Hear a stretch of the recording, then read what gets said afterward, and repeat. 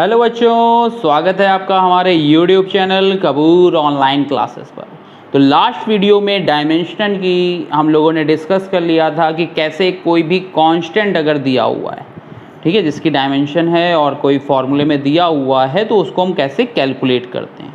Next video, आज की जो वीडियो होगी उसमें हम लोग बात करेंगे एप्लीकेशन ऑफ डायमेंशन की एप्लीकेशन की बात करेंगे। तो फर्स्ट एप्लीकेशन देखो इसकी क्या होती है।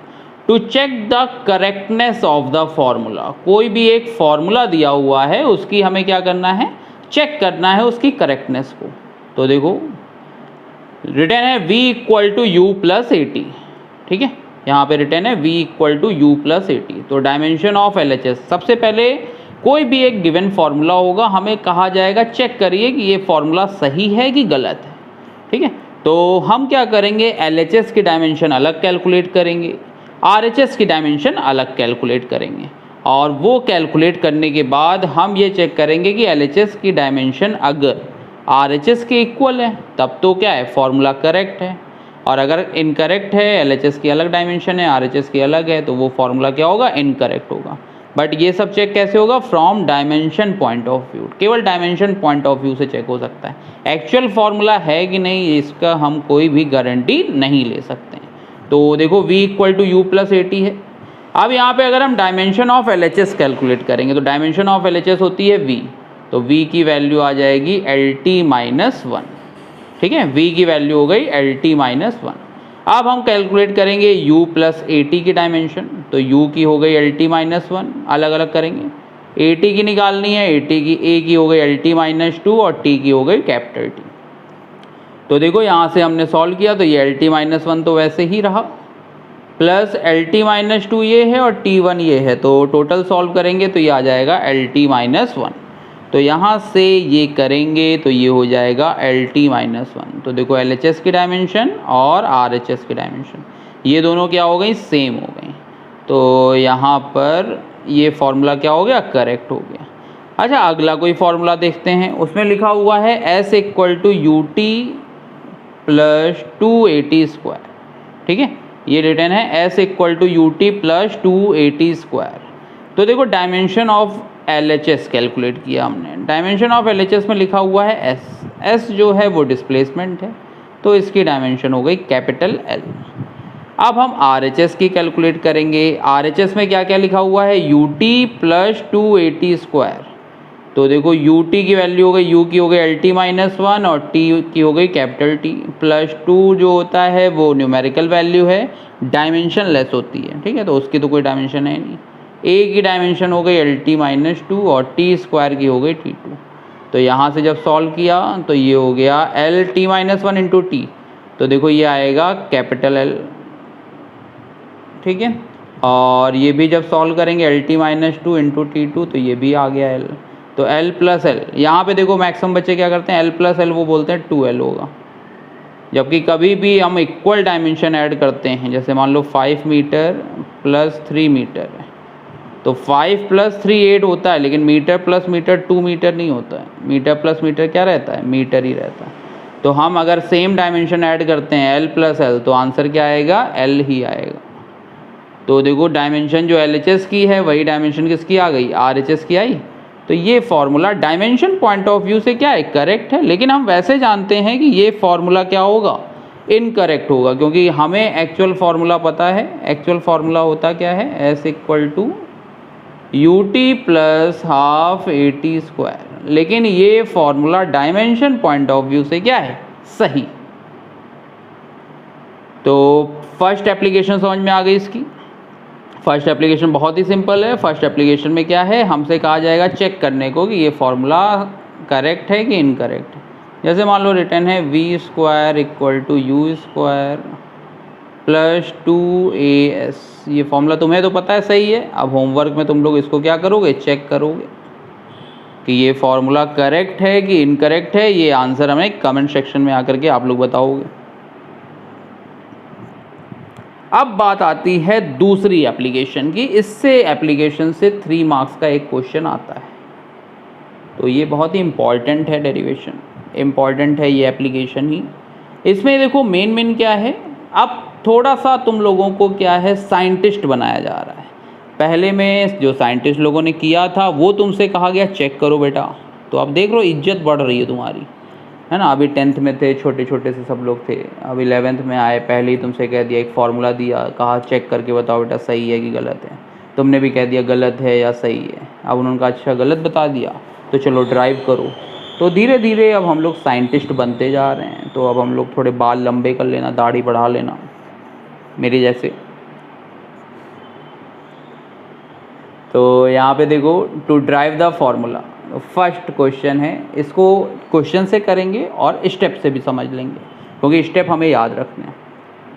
एक क्वेश्चन रिटर्न है, a body is moving in a circular path. पहले क्वेश्चन पढ़ो इंग्लिश में, थोड़ा टाइम दे देते हैं। A body is moving in a circular path, एक कोई बॉडी सर्कुलर पाथ में मूव कर रही है। एक कोई सेंट्रीपिटल फोर्स है वहाँ पर, कैपिटल एफ, डिपेंड्स अपॉन, किन पे डिपेंड करता है, मास पर करता है, वेलोसिटी पे करता है और रेडियस पे करता है।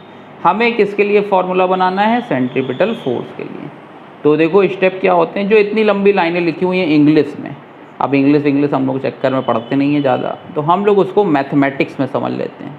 तो हमेशा देखो किसके लिए फार्मूला बनाना है, लास्ट लाइन चेक किया करो, कोई भी क्वेश्चन हो लास्ट लाइन देखो, लिखा हुआ drive the formula for centripetal force F. तो एफ को तुम सब्जेक्ट बनाओगे।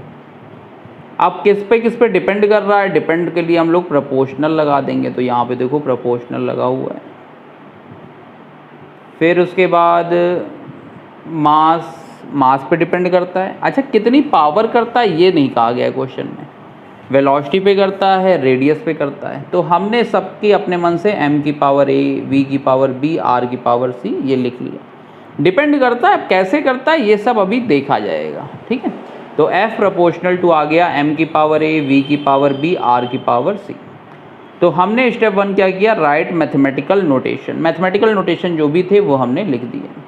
अब सेकंड क्या होता है भाई, प्रोपोर्शनैलिटी हटाओगे इक्वल लगेगा।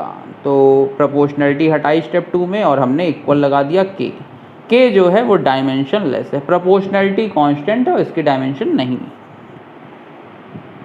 थर्ड स्टेप क्या होता है, जब इतना लिख लिया तुमने तो अब इतना लिखने के बाद डायमेंशन ऑफ बोथ साइड, दोनों तरफ की डायमेंशन लिख लो। तो देखो जूम कर दे रहे हैं, जब हम जूम करके दिखा रहे हैं तुम्हें, तो देखो यहाँ पर हमने f की डायमेंशन लिखी MLT -2, k की डायमेंशन थी नहीं तो k को हमने हटा भी सकते हैं यहाँ पे। मास की होती है कैपिटल M, वेलोसिटी की होती है LT -1 की होल पावर b है, और रेडियस की होती है L लेंथ, तो L की पावर c आ गया। अब देखो यहाँ पर m की पावर a, L की पावर होल पावर था तो ये हो जाएगा L की पावर b एंड T की पावर -b, और एक L की पावर c पहले से लिखा हुआ है। तो देखो L 2 बार आ रहा है ना, तो जब L 2 टाइम्स आएगा तो ये हो जाएगा L power b plus c, और T पावर हो जाएगा -b। क्लियर इतना।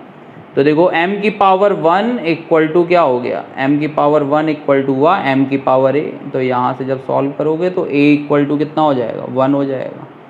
फिर आया L की पावर 1 इक्वल टू L की पावर b प्लस सी, तो यहाँ पे आ जाएगा b plus c equal to 1, ठीक है। और एक T की पावर -2 है LHS में और यहाँ है -b, तो यहाँ से b की वैल्यू कितनी आ गई, 2 आ गई। तो हमने ये सारी वैल्यू, a की वैल्यू आ गई, b की आ गई, यहाँ पर b की वैल्यू पुट करोगे तो ये कॉपी पेन में करो, तो a b c की वैल्यू कैलकुलेट करनी कुल मिला करके। जब a b c की वैल्यू कैलकुलेट हो जाए तो देखो हमारा थर्ड स्टेप तो समझ में आ गया था। फोर्थ स्टेप में क्या किया, इक्वेट किया। फिफ्थ स्टेप में जो हमने ए बी सी वेरिएबल माने थे उनकी वैल्यू हमने सॉल्व कर ली, और फिर लिखा put a b c in equation 1। तो जब ए इक्वेशन में पुट कर दिया तो देखो आ रहा है f इक्वल टू एम की पावर 1 v स्क्वायर r की पावर -1। तो अब इसको थोड़ा देखने में लगे फॉर्मूले जैसा लगे तो हमने r को नीचे भेज दिया, तो ये आ गया kmv स्क्वायर बाई r, ठीक है। तो एक क्वेश्चन समझ गए अभी हम लोग, और हम लोग उस क्वेश्चन से स्टेप समझ गए, स्टेप से कैसे कैसे क्वेश्चन में लिखना है। अब बार बार स्टेप हम नहीं बताएंगे, तुम्हें खुद करना होगा। तो देखो क्वेश्चन नंबर नेक्स्ट, एक कहा गया है एनर्जी के बारे में, that means energy of a particle oscillating in SHM depends on the mass पे डिपेंड कर रही है, फ्रीक्वेंसी पे कर रही है और एम्पलीट्यूड पे कर रही है। तो पहली लाइन हमने लिखी ई प्रोपोर्शनल टू एम की पावर कैपिटल ए लिख लिया क्योंकि एम्पलीट्यूड उन्होंने स्मॉल ए दिया था, तो कहीं भी कन्फ्यूजन ना हो इसलिए हमने ऊपर जो वेरिएबल हैं वो तो हमारे हाथ में, हम कैपिटल माने स्मॉल माने, तो एम की पावर ए, एन की पावर बी एंड ए की पावर सी। अब प्रोपोर्शनलिटी हटेगी, क्या लगेगा इक्वल, तो ई इक्वल टू आ गया के एम की पावर ए, एन की पावर बी, ए की पावर सी आ गया। अब यहाँ पे देखो एनर्जी की यूनिट लिखेंगे हम। एनर्जी की यूनिट क्या है, ml2t माइनस टू। एनर्जी की जो यूनिट है वो हो गई ml2t minus two. Small m की जो यूनिट होती है वो होती है डायमेंशन कैपिटल M। फ्रीक्वेंसी की याद है तुम्हें, t-1 होती है और एम्पलीट्यूड की होती है L। तो यहाँ से देखो बहुत ही सिंपल सी चीज़ें हैं। m इक्वल टू एम की पावर a, l की पावर 2 इक्वल टू l की पावर c एंड t की पावर -2 इक्वल टू -2। तो ये आ जाएगा a इक्वल टू 1, ये हो जाएगा c इक्वल टू 2 और ये हो जाएगा b इक्वल टू 2। तो यहाँ से ये सारी चीज़ें जब तुमने की तो देखो आ गया a की वैल्यू 1 आ गई, c की 2 आ गई और b की भी 2 आ गई। तो जो हम लिख रहे थे, हम क्या लिख रहे थे, e प्रोपोर्शनल टू m की पावर 1, n की पावर b था और a की पावर क्या था, c। तो ये आ गया mn square a square. Clear है इतना। अब देखो, अब हम क्या है कि ज़्यादा लंबा क्वेश्चन तो देंगे नहीं, हम हिंट दे रहे हैं तुम्हें कि जो वेलोसिटी ऑफ अ कोई भी एक बॉडी थी उसका हमने कह दिया कि ये इन सब चीज़ों पे डिपेंड कर रही है। किस पे कर रही है, वेलोसिटी जो है वो लेंथ पे कर रही है। F को हमने दिखाया है टेंशन से, तो F टेंशन हो गई। और मास स्मॉल m जो है वो है मास पर यूनिट लेंथ, इसका ध्यान रखना, मास पर यूनिट लेंथ। तो बताओ स्मॉल m की यूनिट क्या होगी, मास m और पर यूनिट लेंथ है तो ml-1।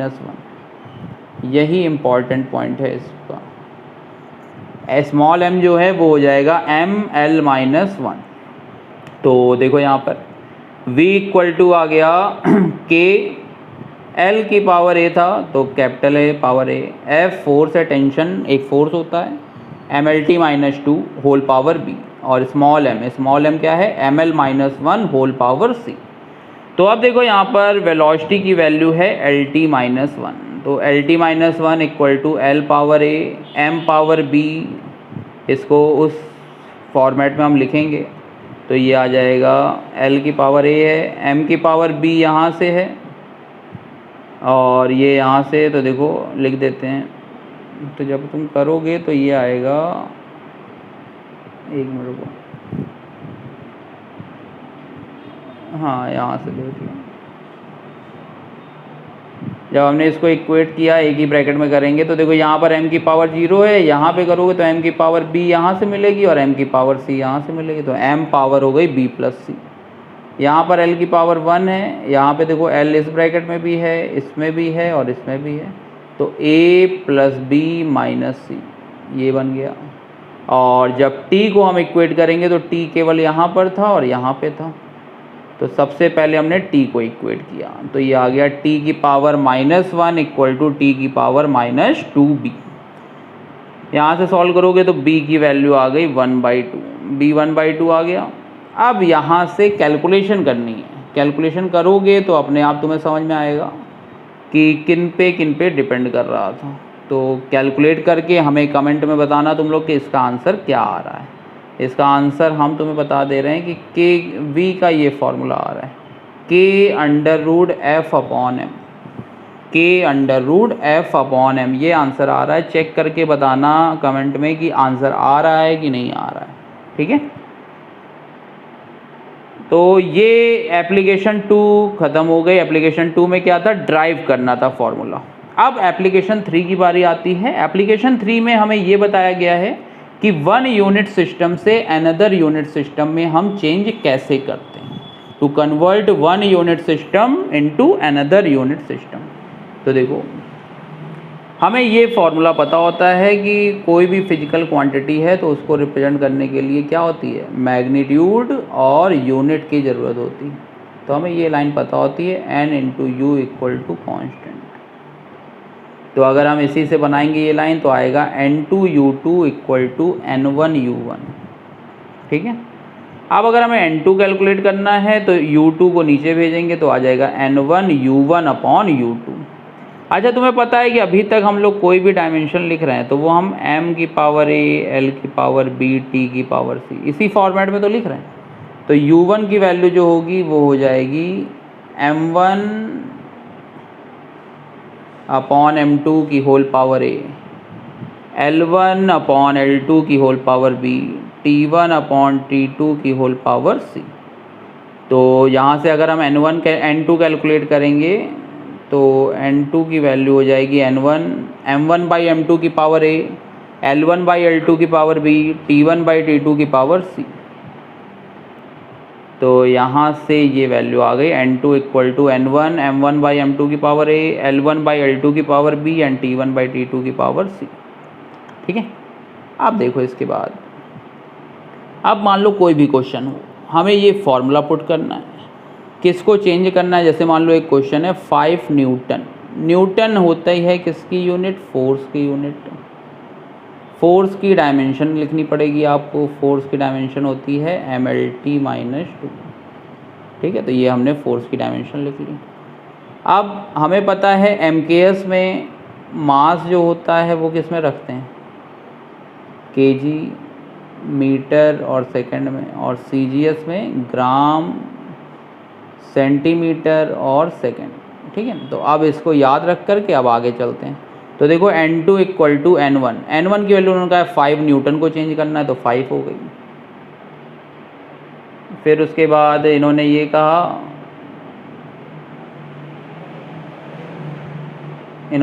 कि L1 अपॉन L2 और T1 बाई T2 की पावर माइनस 2। अब इन्होंने जो मास लिया है वो हमने बता दिया है केजी में होगा तो केजी, और नीचे जिसमें चेंज करना है CGS उसमें किसमें, ग्राम में।